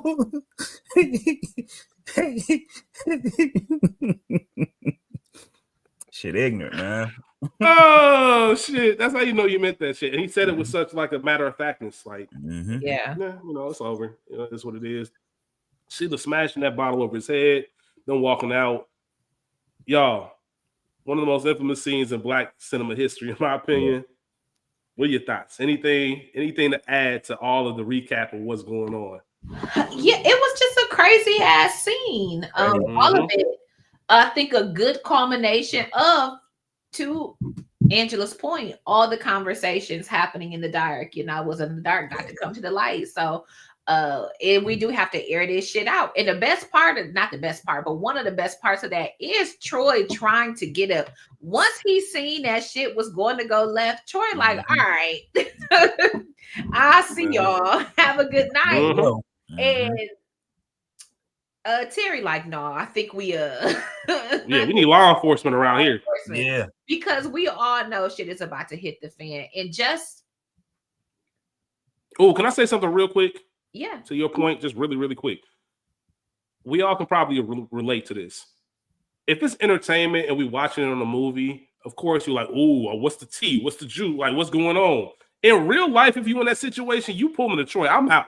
Yeah. I don't want nothing to do with this. Even though it might be a good story to tell, y'all got too much shit for me. I'm out. It really gets uncomfortable. That's all I wanted to mention. Go ahead, Rachel. My bad. I'm probably still sitting there. I want to know. Rachel poured another glass of wine. Like, what the fuck is going on? Who slept with who? Who said what? Hey. Say what now? But yeah, shit. The look on Trina's face once Angela said it. I think shout out to homegirl because she did do good, physical acting, her face, because you've been sitting here enjoying this little free vacation. You've been having a good time, and you about to get a second nigga up out the deal, man. No, you're not. No, you're not. And so it was a lot. It was a great scene, like you said, classic scene. One of the greatest dinner blow-ups in cinema history. And shout out to Tyler for it. Yes. Only Tyler could have pulled that off. Yeah. School, what about you? Anything else to add? Nah, I was just gonna say I think it's quite funny that the scene prior with the breakfast scene, how Marcus was just chilling. Like they said, he's so used to Angela going off and crazy, he immune to that shit. That nigga wouldn't even he didn't even hear anything. But this time his ears was open, boy. And I think he was quite telling that shit. Damn, the ball head player. Why we've been talking about him? Is it Mike? Mike. Yeah, Mike. I think what really made Mike mad was the fact that a day before he was in Troy's position, all in the corner with old girl talking shit. Can't wait to see you later tonight. I'm gonna sneak in there around 2. All that shit. He like, what's going on over there? What's happening? I don't even know if I have any more comments on Mike, because the idea of it just sounds so crazy that it's hard to even imagine. Like, my wife's in here, I'm gonna leave my room with my wife and slide down the hall. Like, that's just reckless. And you would think he wanted to get caught. I'm sure Mike was relieved. We've all been, I won't say I ain't gonna speak for y'all. We've all been in things and situations that might have been extended their stay, and when it ends, it's kind of a relief. It's kind of like just, all right, that's probably for the best. Like, I wasn't probably gonna break it off, but I ain't gonna beg for it back either. And sometimes, it's not that way. But either way, I just think that's ridiculous. And you begging to get caught, maybe like flirting with danger. I don't know, but that was ridiculous. And dinner scene. That's it. And shout out to Sheila not, because it wouldn't have been realistic for Sheila to have smoke for Trina. Yeah. That's the least of her worries at this point. Even though it was messed up, Mike gets all that because Mike's the one that's been treating her like shit the entire time. Sure. Yes. And as we move on, I just kind of have a combination of like Sheila's bounce back and the rebuilding from the ashes. Like, there's something about, it doesn't have to be a relationship. It could be anything in life. There's something about you getting knocked down on your ass and looking around at your life and saying, I got to start from scratch. Shout out to Martin. I got to start from scratch. Yeah. Like, this nigga Mike cleaned out my bank account. I got $87 to my name. $7. Hey, does Sheila have any brothers, bro? Like, we got to pull up on Mike. No, please, my brother from Detroit. Sheila said she. Hey, Sheila said she's from Detroit. She got to know some niggas that went to Cass or something from around the way. That's like, hey man, I need you to take care of this. For Sheila sure. still got a couple niggas in the hood that still love her. Sheila ain't that Somebody type. could have handled Mike. You said what? Sheila ain't that type. No, She she probably got some cousins. She got some cousins or something, man. Nah, Mike got me fucked up, man. I wish I was Sheila's cousin, so I stopped Mike for real. Yeah. Shout out to that first kiss with a real nigga after a heartbreak. Oh man, that shit's hilarious. All I was thinking about in that scene is being a nigga at the next table trying to eat my grits. Like, hey man, get a room. Them niggas was getting at it. Oh Lord Jesus. And Usher like a good kisser. Hello. Shout out to Usher. What? She said Usher got the song Kisser. No, I thought you I got it. You want to be kissed? That is that passionate, sensual. You know some shit about to go. No matter where you at. Like whatever you planned on doing, we gonna be late. For sure. There are some kisses that lead to that. And that's what that was at that table. That nigga leaned over. And shout out to that conversation in general. For sure. Of, we all love a good self-awareness moment. And Sheila looking at her life. And Troy's genuinely trying to be nice. He's not really scheming on her. Rachel, you mentioned it earlier. I think it might have been school. He knows she's married, but he's even still going along with the Trina thing. Even though I do see that you're attractive. But this is how the real foundation, I think, of relationships start. They start as friends. They start under this common ground. Absolutely. And it should build to the point where now I fuck with you in a way where I want to be with you and you my nigga. Yeah. It's not like I met you and we slept together or the second time we linked and all that stuff. There's no currency there. There's no emotional currency. Yeah. There's no friendship that's been built. But when we had this and we low-key helping each other heal. For sure. His dad had just passed. He's divorced. Who knows what all he had going on. And it's like, bro, I ain't trying to just hit. I ain't trying to be mean. I'm not Mike. Yeah. I want to go to the movies. You helped us. This store wouldn't even be open right now had you not come in and stepped in. I owe you a lot. Yeah. Let's go to the movies. Let's do this. Oh, you struggling? Hey, I'll work out. Maybe we can walk together. Maybe we can do this. And there's so much. I'm going to show you. There's nothing like when somebody lets you into their world. We talked about this on the Bill Street Could Talk. There was a scene where she mentioned, hey, I love just being invited in his world and just kind of being there. Troy took her to his spot where he said, I come here to pray. I come here to scream. I come here to meditate. Like, this is what I do. And I think this could help you. Like, all of these are very, very not sensual, but very intimate things. For sure. That you can share with someone. Yes. And it was very genuine. And none of it was rooted in, I'm trying to get at you. I'm trying to just two common souls. I see your pain and I just want to help you get through it because I can see the beauty in you and see that you're a genuine person. If anything happens, it happens. And they built the right foundation and it got to that kiss. There we are. Absolutely. Absolutely. Great. And fellas, if a woman ain't ever said she got to pray after she kiss you, man, you ain't done that. Shout out to the photograph too. For sure. There must be something about that praying with what was her name? May? Or was May the mama? Either way, we ain't here to talk about the photograph. May is the daughter. That's the mama. Yeah, May's the daughter. Okay, thank you. Not only that, hey, here's what's so funny about Mike's evilness. They just threw it in there. It's almost like Tyler Perry was like, more. Because remember, and here's what I mean by that. Remember when they were all on the phone with each other, and then Sheila's calling about to buzz her in, and they finally talked to Sheila. Hadn't talked to her in a minute. Sheila, we've been trying to get a hold of you. I might cut my cell phone off. I'm like, hey, man, what the fuck? He's evil. Just to be evil, man. Yeah, she had the general store. And I do, like I said, this goes back to Sheila's bounce back. Sometimes you have to recognize nobody's coming to save me. I need to take some time. I can't tell y'all where I'm at. I don't want y'all trying to come get me or sending me money. I got to figure this shit out for myself. Absolutely. This is a make or break moment. You said what? I'm going to take that money, though. Yeah, I need that money. I need help. Yeah, because if your people's got bread, you have successful friends.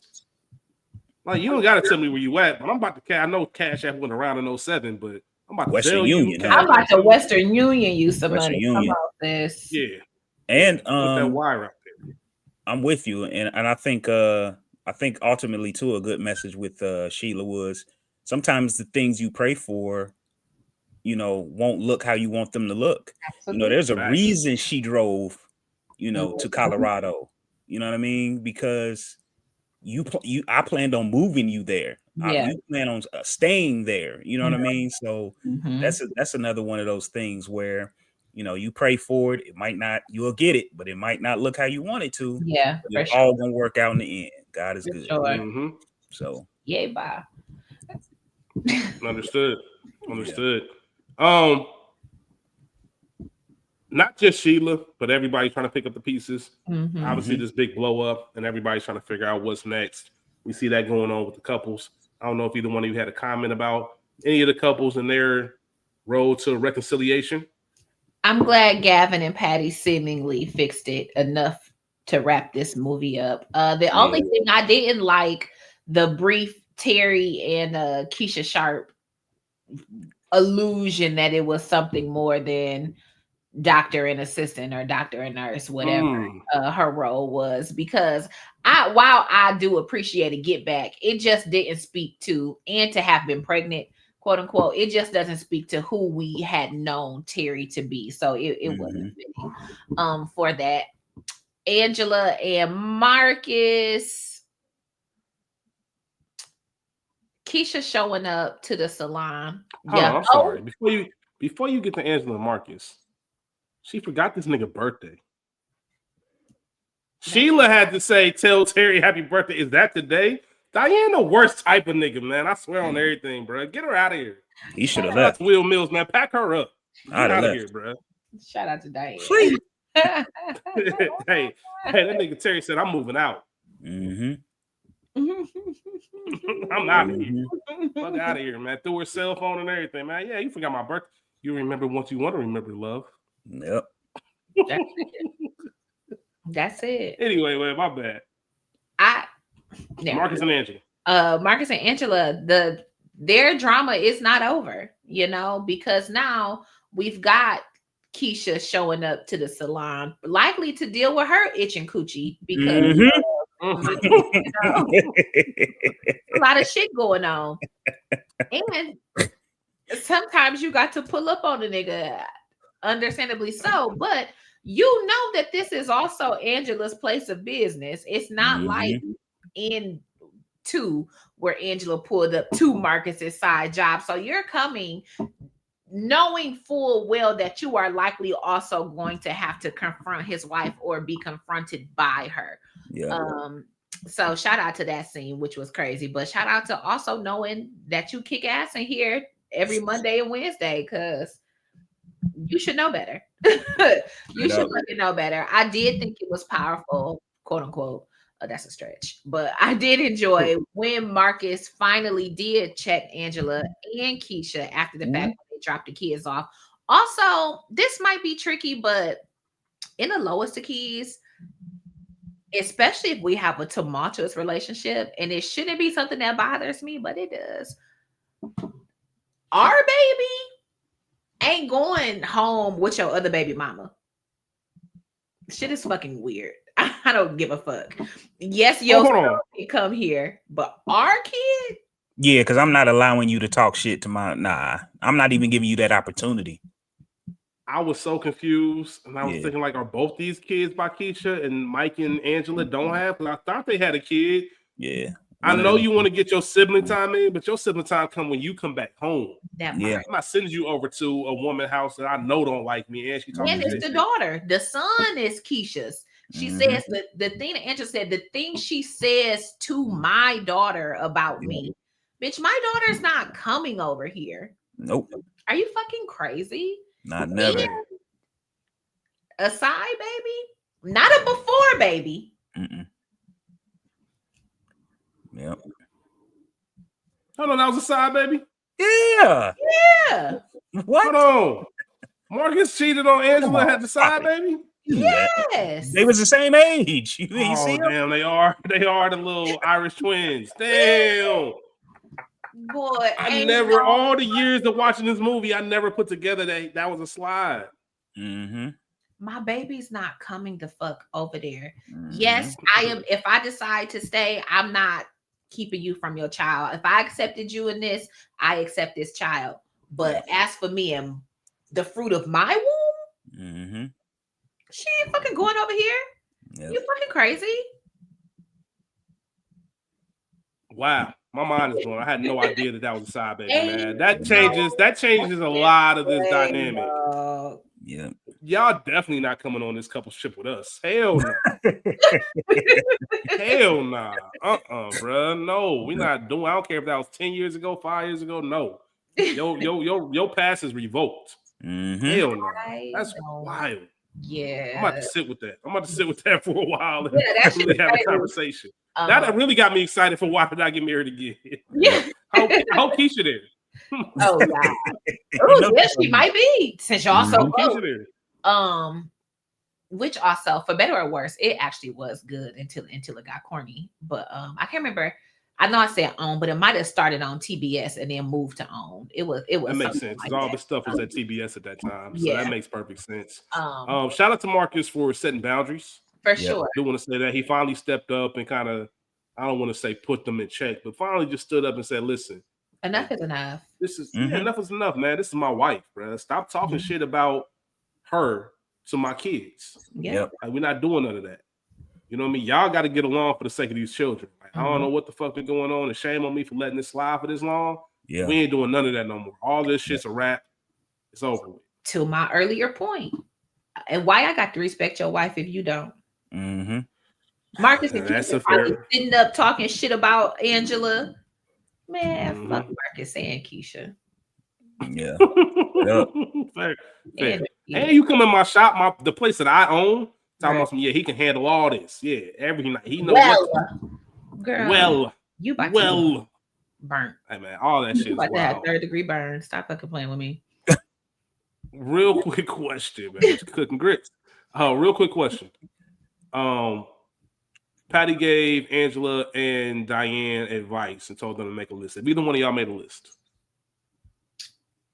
I've heard that before, but I've never done it. Why I can't stand a nigga? Yes.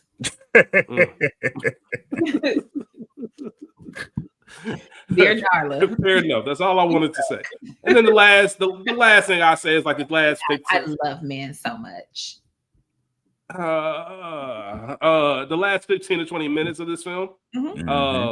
Reconciliations. Obviously, everybody's getting back right. Angela cooks dinner. Diane comes to this agreement or to the what word am I looking for? I don't know. Diane decides that she wants to be with her husband. Yeah. I don't know why whatever word I was looking for just slipped me. Either way, she decides she wants to be with her husband and is even willing to put up with another woman if that's what it has to be because she wants her husband back, even though Terry is just fucking with her. That's how people get stabbed. Some real shit. That's how people get stabbed. That's like them pranks that be going on right now. Like people going around and like trying to pull up on people's girls. Like that's how people get knocked out. Stop playing with people. Not everybody here for the jokes.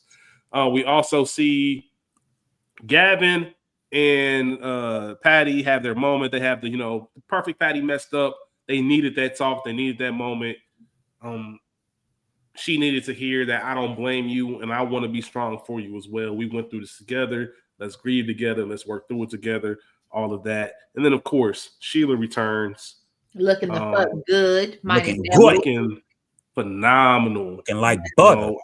I know we didn't talk about the scene with them at the bar, but that's the first time we saw Mike saying, I had a good woman. Anybody hear from Sheila? So we know he had been missing. Everybody always missed that old thing. That old thing, and Sheila returns. And Sheila, it ain't no greener. Sheila sees Trina. And of course, Trina had the nerve to be on something you look good. And I just love, that's a healed woman right there. Yes. I thought about what I was going to see. I thought about what was going to happen when I saw you. Was it going to cuss you? Was it going to cuss you out? Stomp that ass? But I just want to pray for you. But don't try me. Hey. Don't tempt me. Like, for real. Tempt me. Shit can go up here. Keep the bottom. And then, of course, I'm sure for Sheila, one of the best moments she's had. Obviously, her life has been good, and she's been focused on Troy And she's so happy as we saw her talking to the girls. But that moment she gets to see Mike and see Mike's jaw drop and realize he fucked up, that had to be so satisfying for Sheila. Yep. For sure. So satisfying. And if I'm Troy, yeah, nigga, I'm here with my wife.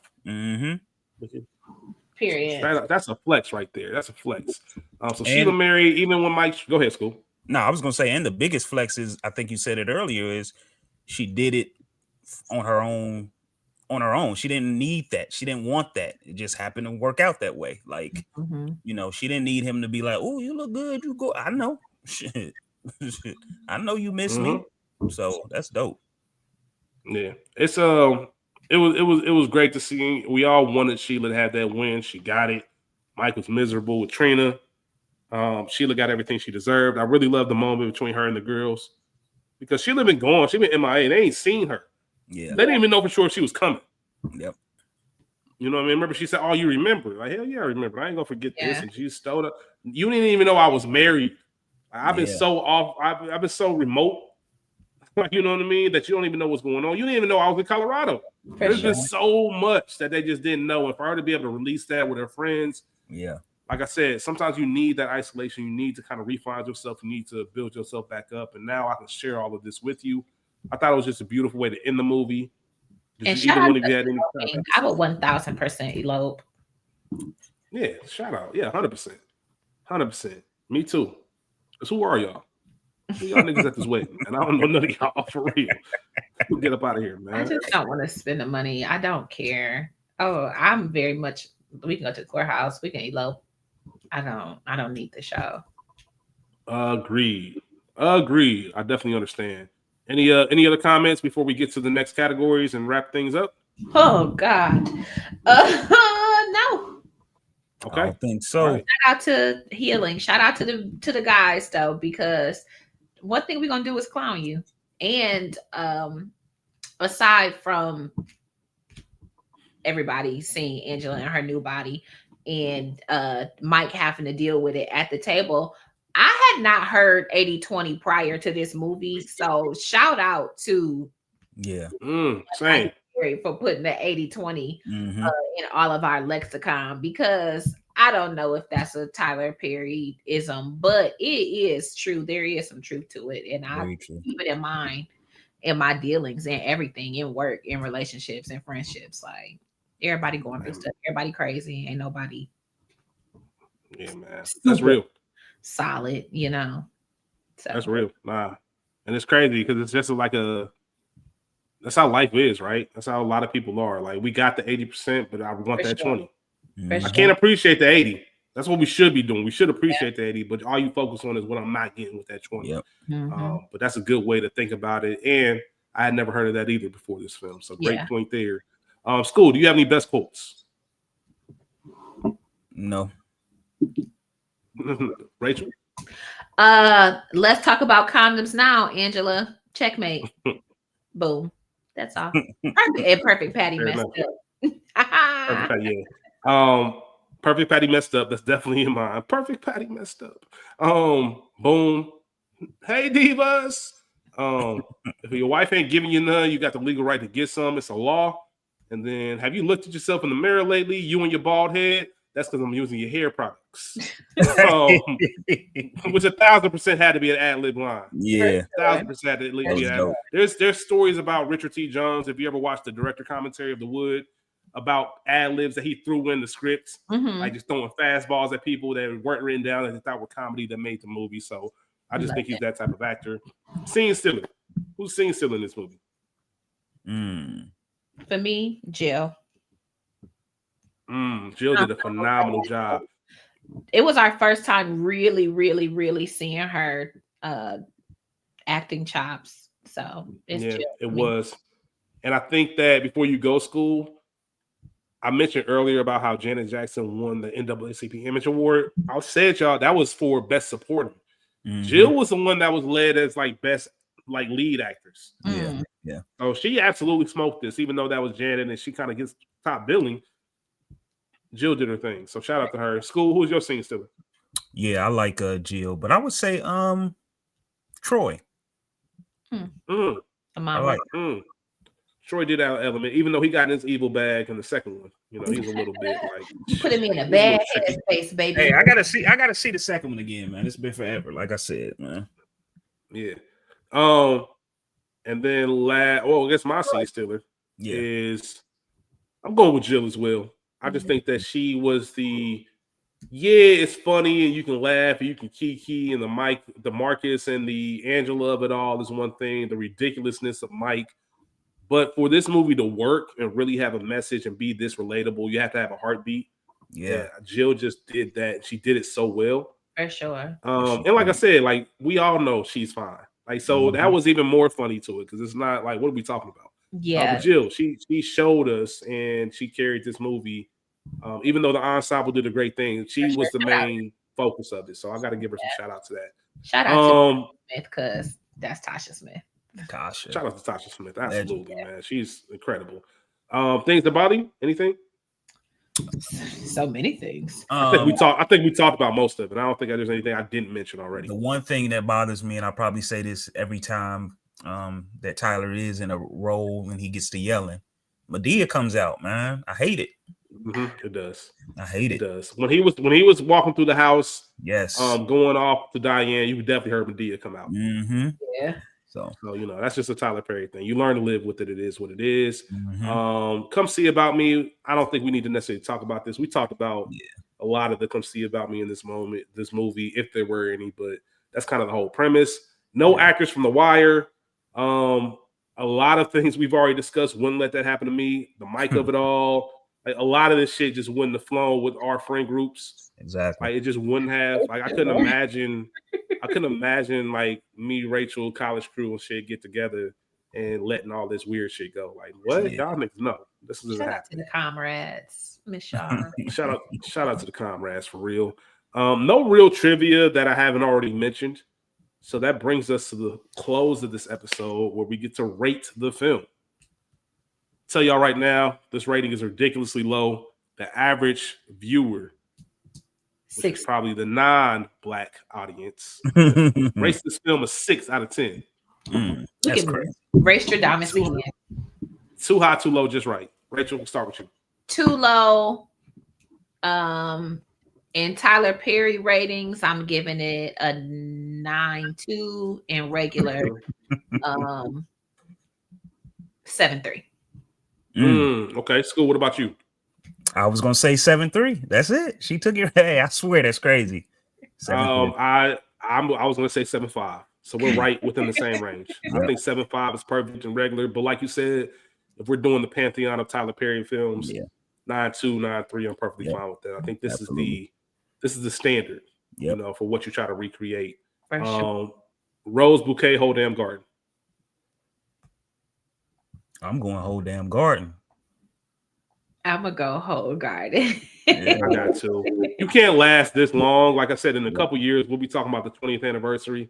For sure. Not a lot of films you still talk about 20 years later. Yeah. And this is one I think that's going to be one of those that I watch often until, you know, they stop making movies. So shout out to Why Did I Get Married?